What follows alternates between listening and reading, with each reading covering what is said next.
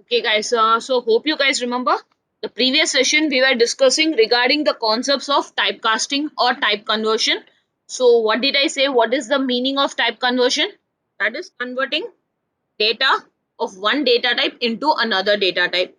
So it's just that converting values of one data type into another. So this is what you call as type conversion or typecasting. So I already said for this we have some set of predefined functions. So we are going to make use of this predefined functions to get these work done. So in that I discussed about one function which is called as int of. So the other function what we saw an example is a function which is called as float of.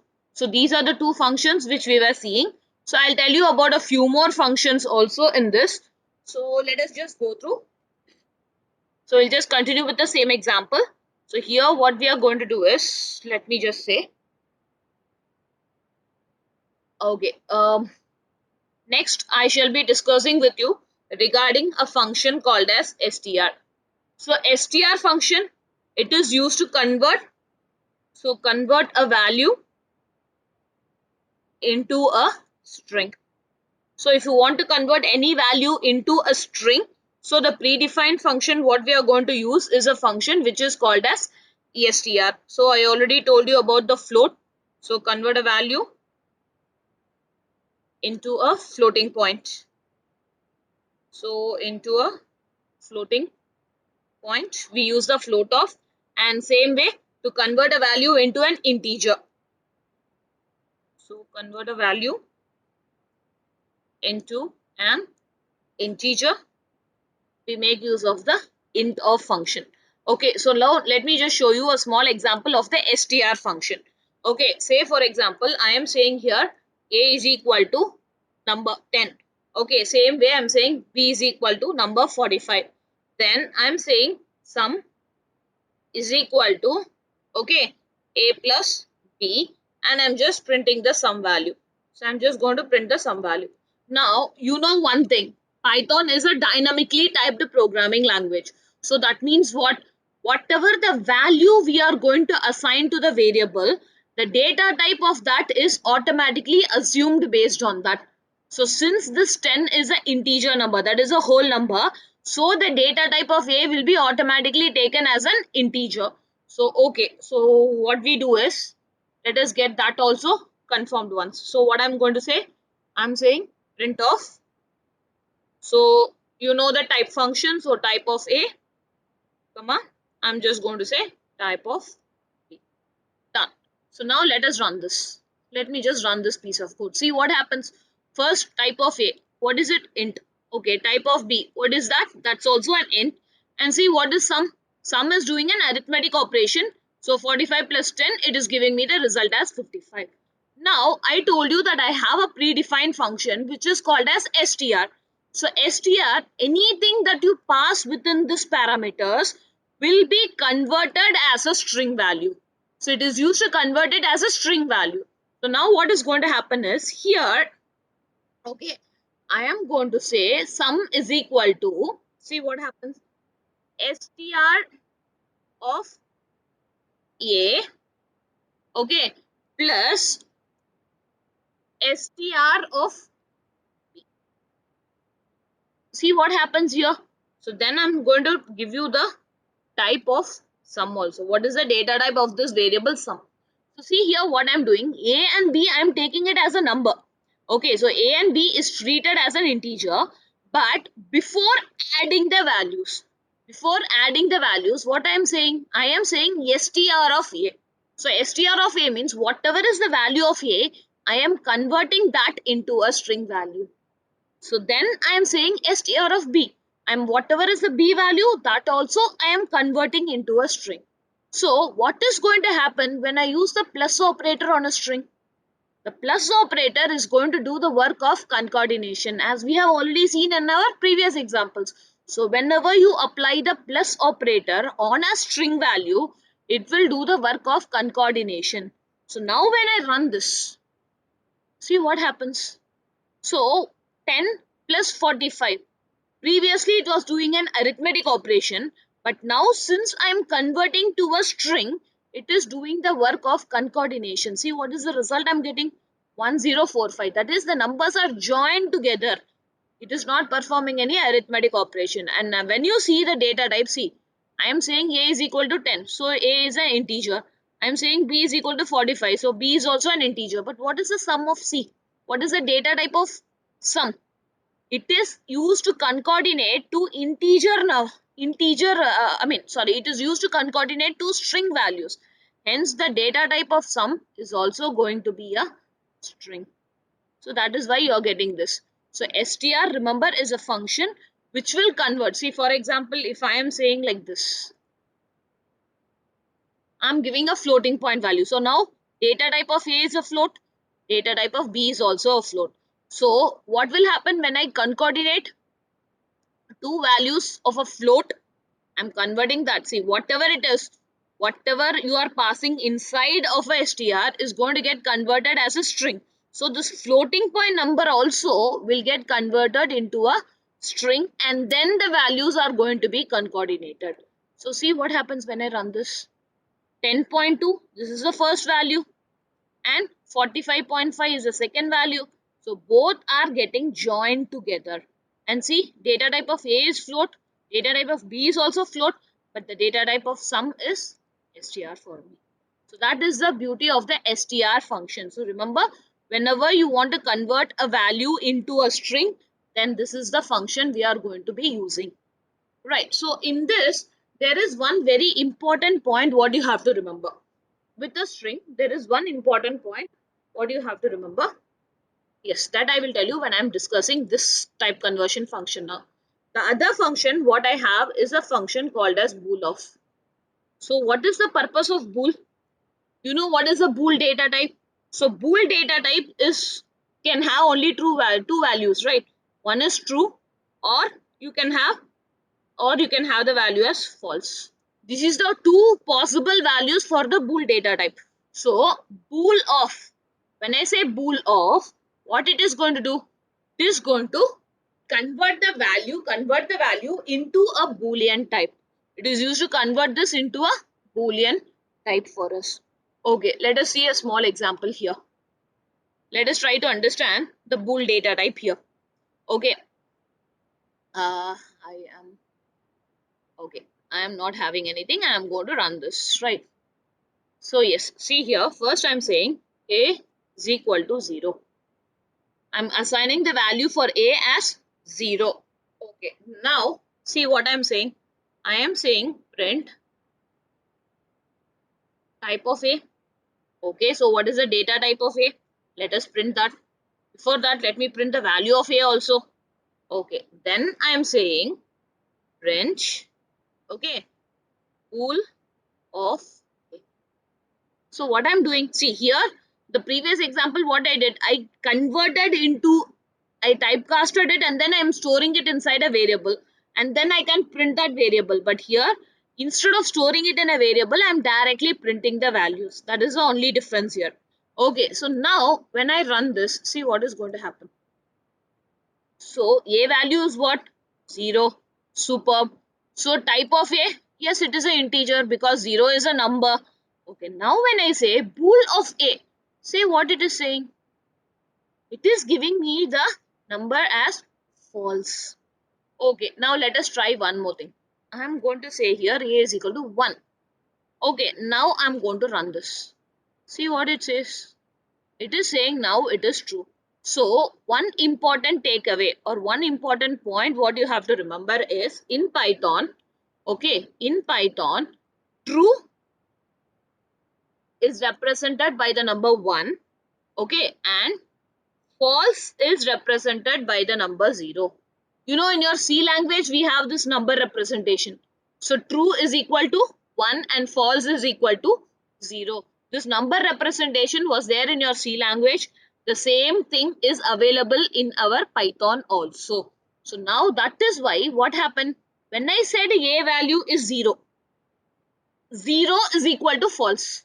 0 means false. So that is why when I said bool of A, it was giving me the number as false. So when I change the value to 1. So now when I say bool of 1, so 1 means true. So that is why here it is giving you the value as. Okay, now other than this, what is the important things I have to remember with regards to the bool function? So remember this, in Python there is one more variation also.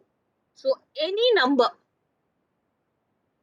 okay, any number you take, so whether that number is a positive number or whether the number is a negative number, don't worry about that. Any number which is not 0, which is not 0 is always considered as. So you have to remember this point also very carefully. So any number, whether it is a positive number, whether it is a negative number, don't worry about it. So as long as the number is not 0, as long as the number is not equivalent to 0, that is always considered as true. So these are some of the things what you have to remember with regards to the bool function. Right. So now see here, I am saying a is equal to 100. Now when I run this, say what it says. True. So the a value is 100. It is of integer data type. But when I convert it, what it says? It is true. Because any number that is not 0, whether it is, so if I am giving as minus 100, I am giving this as minus 100, I am running the program. See what happens. A value is now minus 100. A value, what it's getting stored is in form of an integer. But when I convert it, to a bool, it is saying the value is true. Because according to our rules, any number, whether it is a positive number or a negative number, as long as it is not 0, that is considered as true only. Suppose if I am having like this, right? 0.25. I'm having a value like this. Now when I run this, see, 1000.25, that's also a number, but it is a floating point number, but that is also true. Why? As I said, the rule is same. The rule what I'm going to apply is going to be same. Suppose if I am saying 0.0. Now when I run this, see what it says. False. Because as long as it is 0, it is false. Whether it is a floating point 0 or whether it is an integer 0, doesn't bother. As long as it is 0, it means false. So anything else, it is going to be considered as true. Okay, having said this, there is one more important thing that you have to remember when you are going to do a typecasting of the. Okay, what is that point? Just have a look here. Okay, let me delete this and let me run. Let me just do something. I'm saying yes is equal to Python. Okay, so I'm saying yes is equal to Python. Now I'm saying, okay, say print, same way let us print the yes value and then let me print the type of yes. Obviously it is going to be a string value, right? No doubt in that. Superb. Now what I'm going to say, I am saying x is equal to bool of yes. Okay, I'm saying x is equal to bool of yes. So I'm converting this value into a boolean. Okay, let me do a small change here. Instead of Python, let us have it as false. Or you know how false is written? F in capital letters. Right. So let us have it like that. Okay, so now I'm saying x is equal to bool of yes. So I'm converting this yes value into the boolean and then I'm storing it in x. Now, what I'm going to do, I'm going to say print x, comma, type of super. Now, what do you think will be the output here? Any idea? Any guesses? Guys, you can chat. Put a message in the chat. What do you think will be the output here? Just put a message in the chat. 0. Come on, all of you, give it a try. What do you think is going to be the output? See, I'm having two print statements. So obviously I have to get two outputs because every print statement will produce an output for me. So for the first print statement, what will be the output? And for the second print statement, what is going to be the output?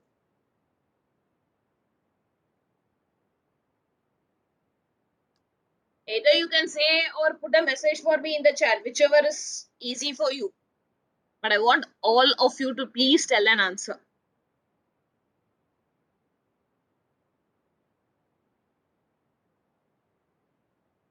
Come on, guys, little For, fast, please.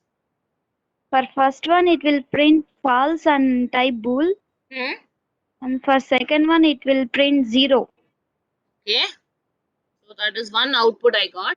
What about other three? Come on, guys, I told you, if you feel shy to talk, at least give me a message. Put a message in the chat box. Whatever it is, it's okay.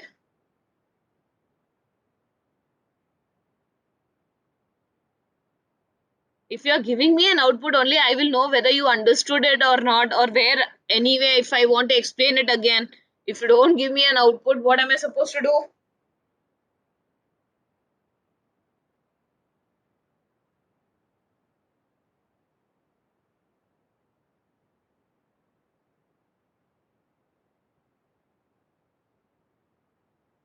Okay, fine, guys. So, what it is going to do, just remember, first time when I print, the first print statement, what it is going to give is, first it is going to give the value, print the value as false, because that is the value stored in the yes variable. So, I am printing the yes variable, so it is going to give me the result as false. Sorry about the spelling. ALSE, right. So, next thing is, I have to say the type of yes. So, what is the type of the yes? So, yes is what value? Yes is a string value. See, anything which you are going to put within the double quotes, anything that you are going to put within your double quotes is going to be considered as a string. So, this false, I am putting it inside a double quote. So, that is also going to be treated as a string only for me. So, the type of it, it is going to say it as str. So, it will say class str. Okay, done. Now, come here. For this statement, what I'm going to do? I am going to convert the value. So, whatever is the string value, I am going to convert it into a bool, and then I'm going to store it in the x variable. See what happens. See what happens. So, the x data type, the data type of the x is bool. Yes, that is correct, because I'm typecasting, I'm converting the value of yes into a bool, and then I'm storing it inside x. So obviously the data type of x is going to be bool. So there is no surprise there. There is no surprise there. But look at the value what it says. It is giving me the value as true. But what is the value of yes? The value of yes is false.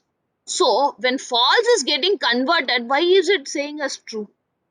So here, so what is the important point you have to remember is that when you're talking about a string, okay, when we are going to talk about a string, empty string, okay, empty string is equal to false.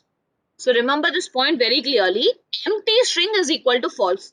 If the string, okay, if the string is having any values, so if the string is having any value, let it be any value, even a single character also. So if the string is having any value, then that is equivalent to true only.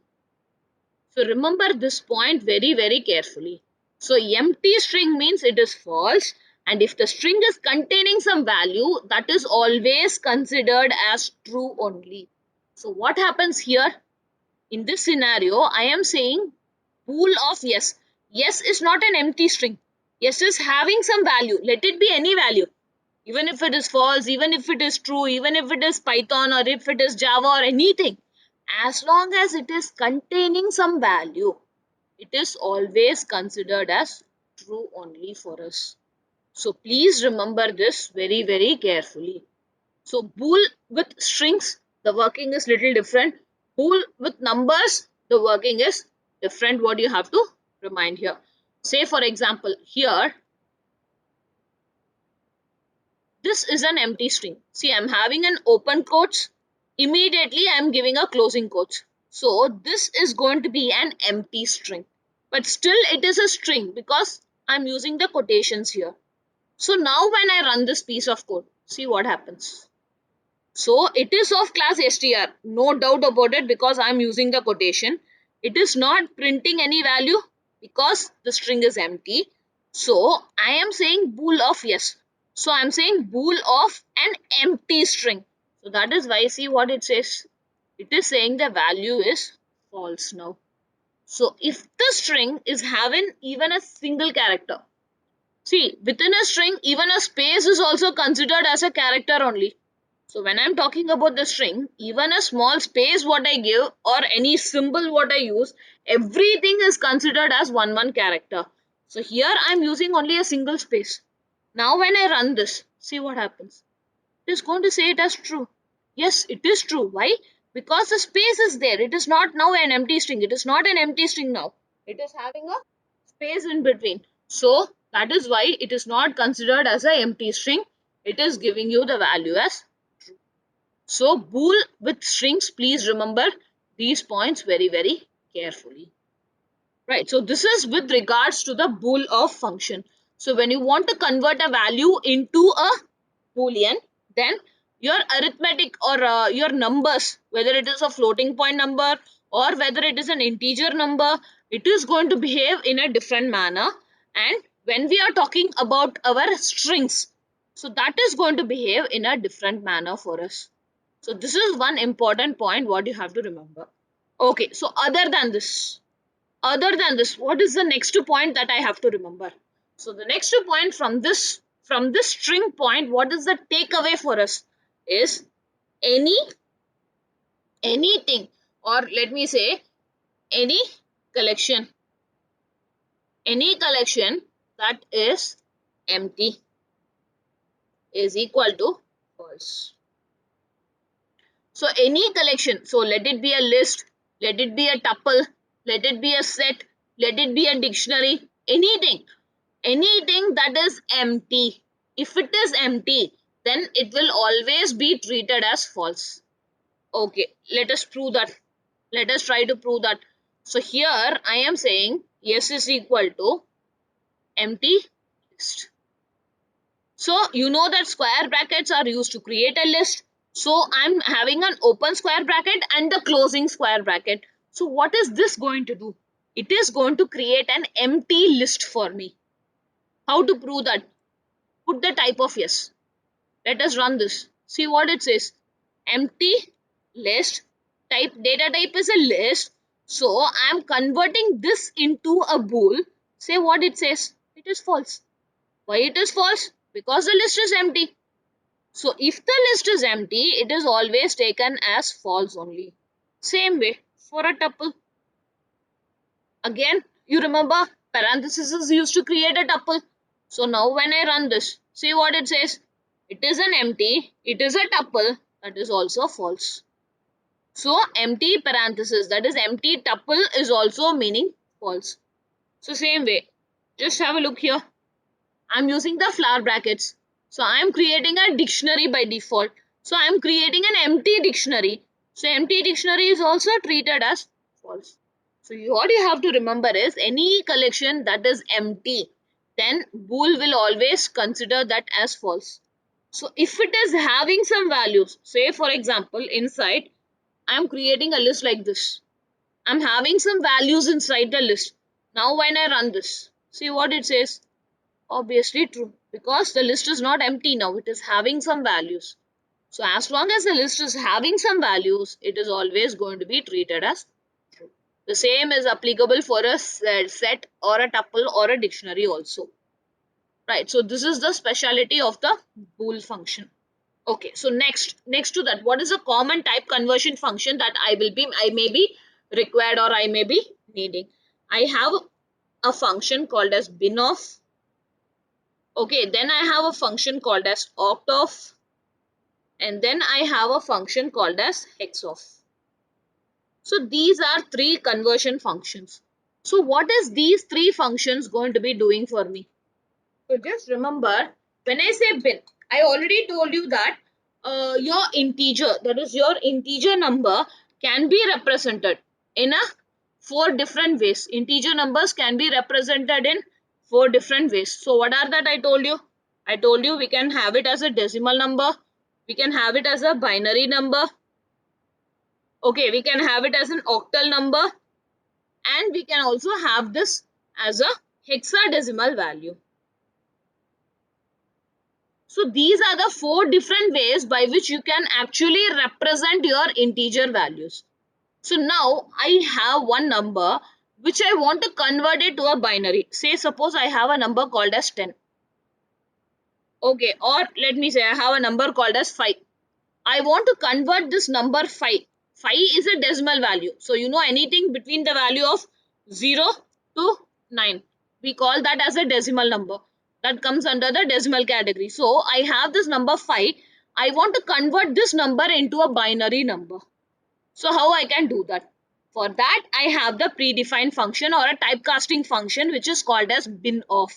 So simply what I have to do is, so I'm going to say a is equal to 5. So that is the number what I have. Then I will say print, okay, bin of 5, or sorry, bin of a. So convert this a, which is a decimal value, into a binary number and then print that binary number. So when you run this, see what it says. OB represents binary. Okay, 0B, sorry, not OB, 0B represents binary format. So what is the 5? Number 5, the equivalent binary number is 101. Now, if I want to convert it into, so as I said, this is for binary conversion. Okay, and this number what I have is for a octal conversion. So it is used to convert your decimal values, or it is used to convert a number into an octal number, and this is for the hexadecimal conversion. So this is for the hexadecimal conversion. So these are the 3 functions what we have. I'm going to show you the example of now. Okay, so first thing I said bin_of. Now I'm saying print. Okay, print oct. Oct of a. So what is the octal equivalent? 5 is a decimal number. So in octal, what is the equivalent number for it? And same way, I'm saying print, okay, hex of. So hex of a. What is the hexadecimal equivalent number of a? Run this. See what it says. So this is the binary representation, this is the octal representation, and this is the hexadecimal representation. Superb. See what happens when I'm giving the number like this. I'm going to run this. So it is again giving me a value. So octal value, the hexadecimal value, and the binary value for it. So it is not necessary that every time you have to pass an integer. What we can do, we can directly pass the number also here. Say suppose I am saying what is the value of 10. So here what I'm saying, asking you, like, what is the octal equivalent of the number 54, and then I'm saying hexadecimal value of a. Now when you run this, okay, say what happens, or not, sorry, not a, give some numbers, 7, run this, see what happens. So remember, binary is always represented by 0b, octal is always represented by 0o, and hexadecimal is always represented by 0x. So whenever you are using these functions, the prefix will automatically be coming. Following the prefix, you will be getting the converted number. So this is for 10, 1010 is for the 10, 66 is the octal equivalent of the number, decimal number 54, and hexadecimal number 11.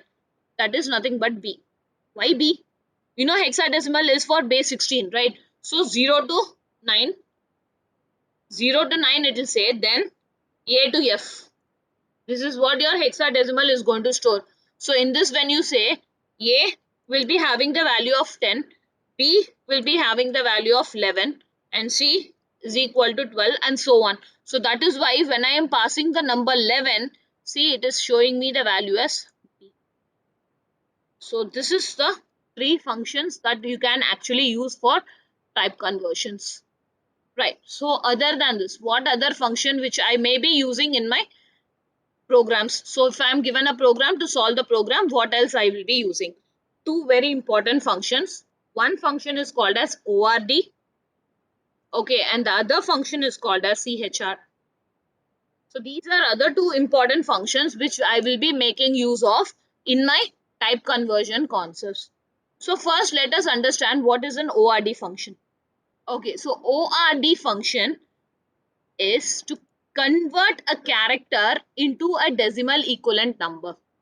So please understand ORD is converting converting a character into its ASCII value.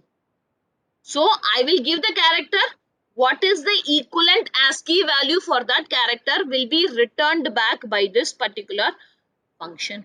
So now when I talk about the CHR function, what it is going to do is it will convert the number which is passed to it. So you're going to pass a number into the CHR function.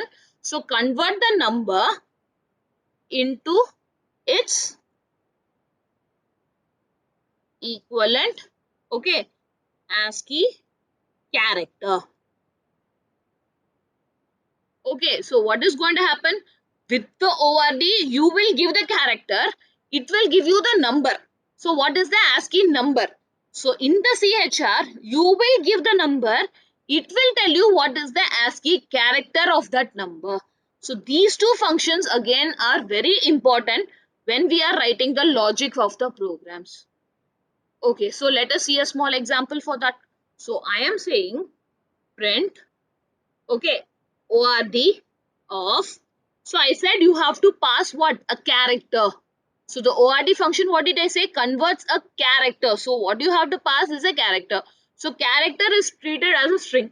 I know that in Python we do not have the char data type. So everything is treated as a string only. So what I'm going to do is within the ORD function, either in single quotes or double quotes, whichever way you want, you can pass the character.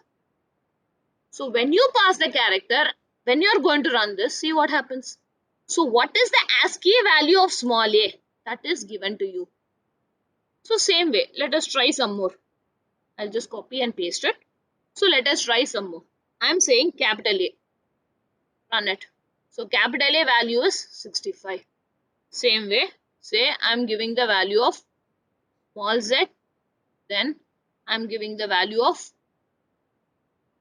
capital Z, then I'm giving the value of a character, any special characters, anything you want. See, every character in your keyboard is having an equivalent ASCII value given to it. So I want to print the ASCII value. So what I can do? See what happens.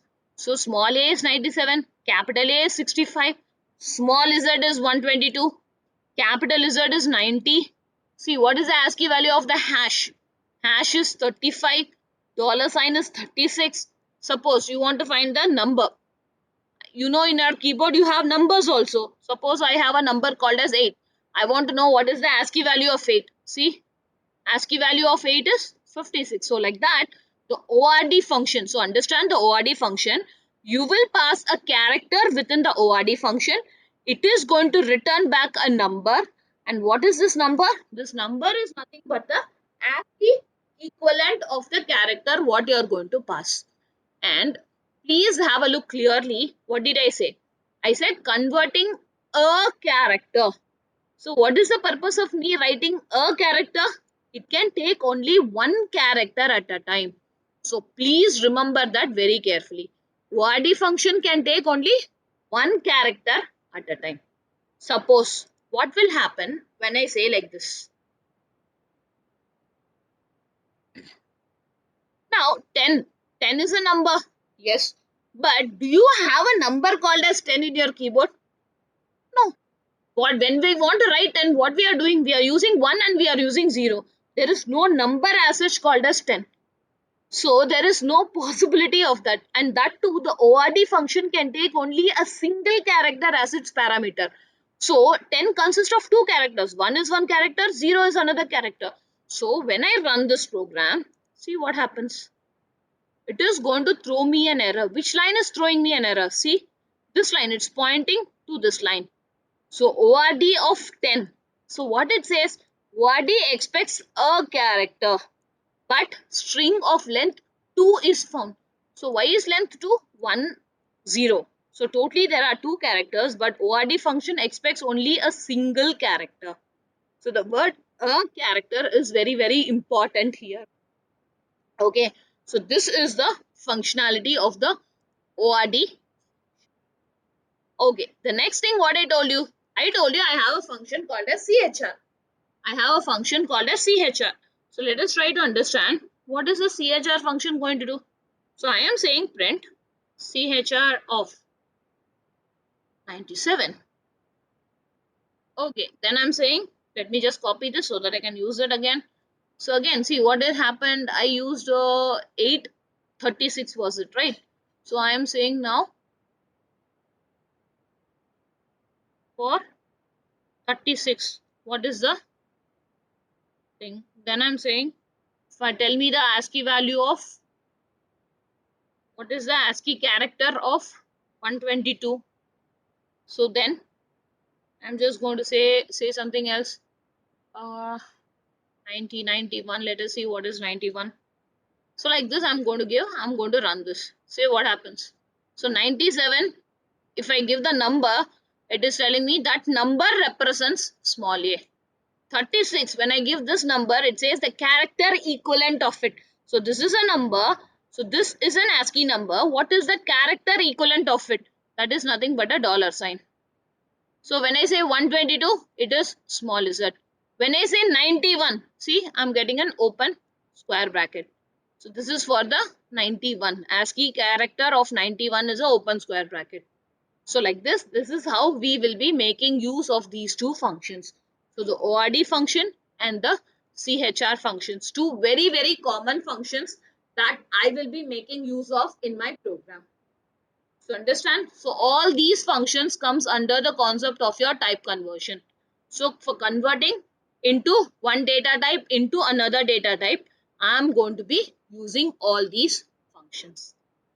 Okay, now I want to tell you about one very, very important function which is called as eval.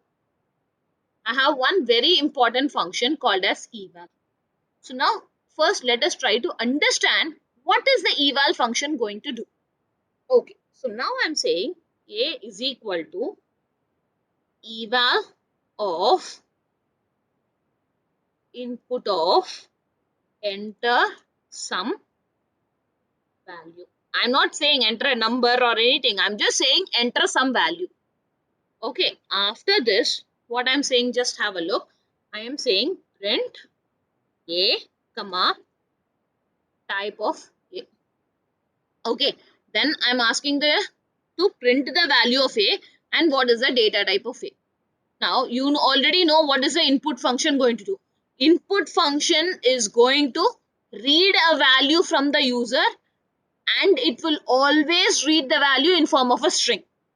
So this is something which we already know, which we have already seen some examples also to prove that. Okay, now what is this eval going to do here?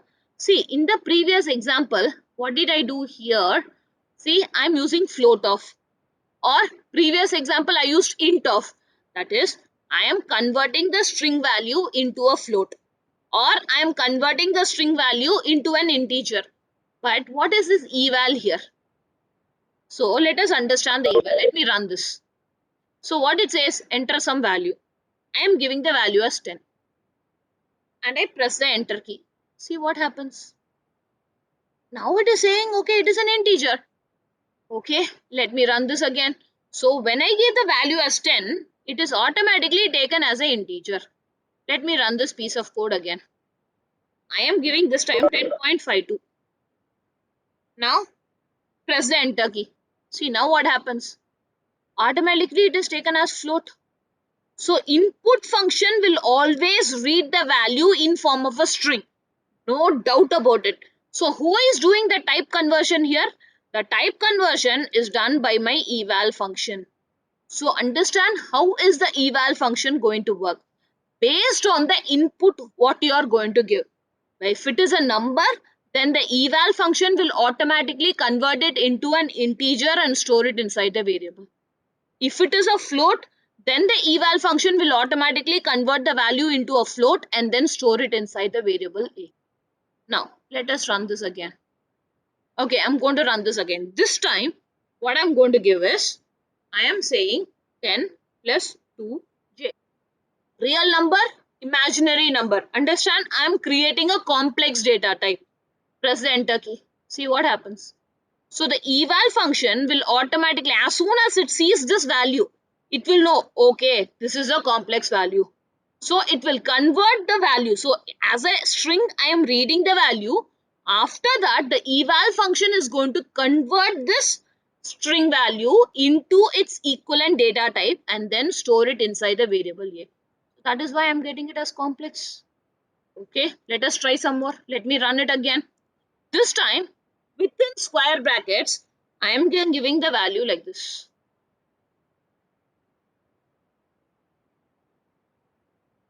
So within the square brackets, what do we give within square brackets as a comma separated? This. So press the enter button. See what happens. Now, as soon as the eval function sees this is a square bracket value, it knows that it is a list. So it will convert this into a list and then it is going to store it inside the variable a. So that is the beauty of the eval function. So whatever is the given value, according to the value, it will convert it into the appropriate data type and then it is going to store it inside the variable. Anything you give.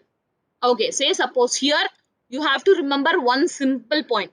When you are going to give a string value, okay, when you are going to give a string value, make sure that you are always giving within single quotes or double quotes.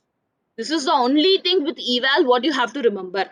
Whenever you are going to give a string value, you have to make sure that you are using the single quotes or double quotes. Now see, automatically this value will be taken and it is going to get stored inside the A as a string. That is the beauty of the eval function.